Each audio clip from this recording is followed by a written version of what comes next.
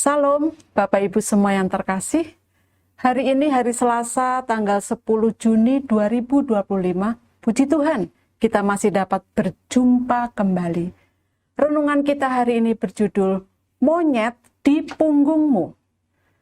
Firman Tuhan kami ambil dari kitab 1 Korintus pasal yang ke-10, ayat yang ke-13, demikian bunyi firman Tuhan.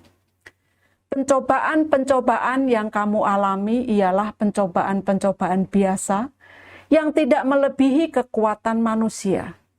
Sebab Allah setia dan karena itu Ia tidak akan membiarkan kamu dicobai melampaui kekuatanmu. Pada waktu kamu dicobai, Ia akan memberikan kepadamu jalan keluar sehingga kamu dapat menanggungnya. Pernahkah Anda mendengar istilah monyet di punggungmu? Ini adalah sebuah ungkapan yang digunakan untuk menggambarkan suatu beban atau masalah yang sulit dihindari atau dilepaskan. Biasanya ungkapan ini merujuk pada suatu tanggung jawab, kebiasaan buruk, sebuah kecanduan, atau masalah emosional yang terus-menerus mengganggu dan memberi tekanan dalam hidup seseorang yang sangat sulit untuk dilepaskan. Asal-usul ungkapan ini mungkin berasal dari keadaan di mana seekor monyet yang bergelantungan di punggung seseorang akan sangat sulit untuk dilepaskan.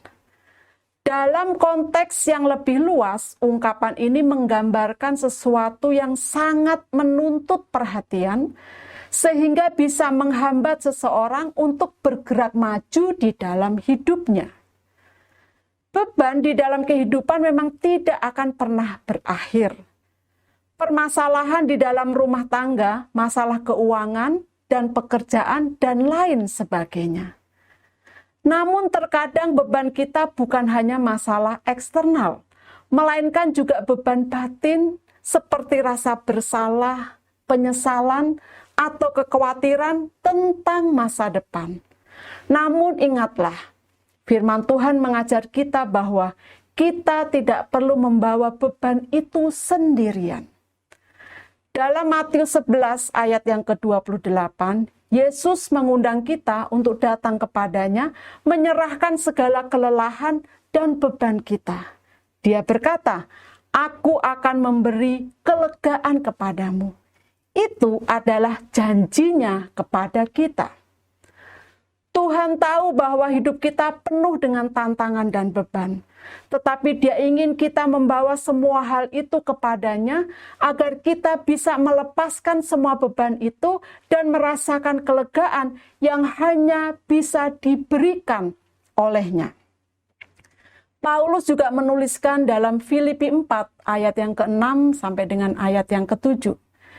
Janganlah hendaknya kamu khawatir tentang apapun juga. Tetapi nyatakanlah dalam segala hal keinginanmu kepada Allah, dalam doa dan permohonan dengan ucapan syukur. Damai sejahtera Allah yang melampaui segala akal akan memelihara hati dan pikiranmu dalam Kristus Yesus. Kita diajarkan untuk tidak khawatir tentang apapun, melainkan menyerahkan segalanya ke dalam tangan Tuhan. Tuhan berjanji akan memberi kita kedamaian, meskipun kita masih berada dalam situasi yang sulit dan membebani hidup kita. Dengan berserah penuh, kita belajar mempercayakan segala sesuatunya kepada Tuhan yang Maha Kuasa. Itulah pentingnya iman. Dalam setiap tantangan, iman memang akan selalu menjadi kekuatan utama yang menuntun kita menuju kedamaian dan ketenangan sejati. Dan bukan itu saja, ada satu lagi janjinya yang akan menguatkan kita, yang mengatakan bahwa Tuhan tahu batas kemampuan kita. Itulah indahnya janji Bapa kita. Dia menyediakan jalan keluar bagi setiap masalah yang kita hadapi, sehingga kita akan selalu dapat menanggung beban apapun yang sedang kita pikul saat ini. Tuhan tidak pernah meninggalkan kita. Dia selalu bersama kita, memberikan damai sejahteranya, menuntun kita melewati setiap beban hidup, dan bahkan ikut merasakan apa yang kita rasakan. Kata-kata bijak. Dunia memberikan beban yang berat, namun Tuhan memberikan kekuatan dan kedamaian.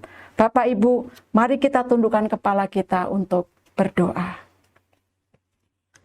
Ya Tuhan, aku mau selalu berpegang pada janji-Mu dan memikul semua beban yang ada di hidupku bersama-Mu.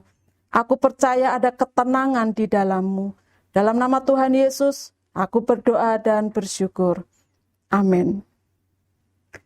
Puji Tuhan, kami mengucapkan selamat berkarya. Tuhan Yesus memberkati kita semua. Amin.